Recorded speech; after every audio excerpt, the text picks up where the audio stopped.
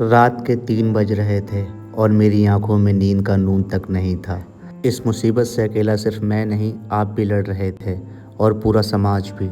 ये मुसीबत हमारे ऊपर कहाँ से आ गई हमें नहीं पता।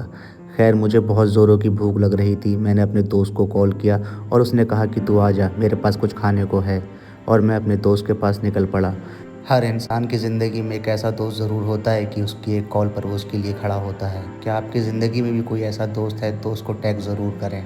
खैर, मैं अपने दोस्त के पास पहुंच चुका था। ये नए नवेले कुत्ते मुझे अब जानते थे। ये जानते थे मैं रोज़ यहाँ आता हूँ अपने दोस्त के पास।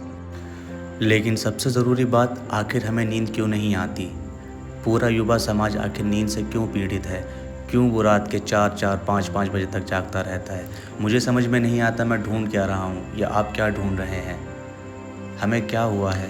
पहले के लोग 7-8 बजे क्यों सो जाते थे? उनके पास ऐसा क्या था? क्या उनको मोक्ष प्राप्त हो चुका था जो उनकी ज़िंदगी में सुकून, और आज उन्हें हम देखते हैं तो वो ताकत उनके अंदर होती है। खैर, सुबह हो चुकी थी और मैं अपनी दुकान की तरफ जा रहा था। मुझे रास्ते में तनवीर भाई मिले। मैंने उनको छेड़ा और अपनी मंजिल की तरफ निकल पड़ा। गर्मी बहुत पड़ रही थी। मेरा हाल बुरा हो रहा था क्योंकि सूरज मेरे सामने था और मेरे बाल चिपक रहे थे माथे से। तो मैंने सोचा क्यों ना दुकान बंद करके अपने पापा के पास जाकर उन्हें थोड़ी हंसी मजाक कर ली जाए।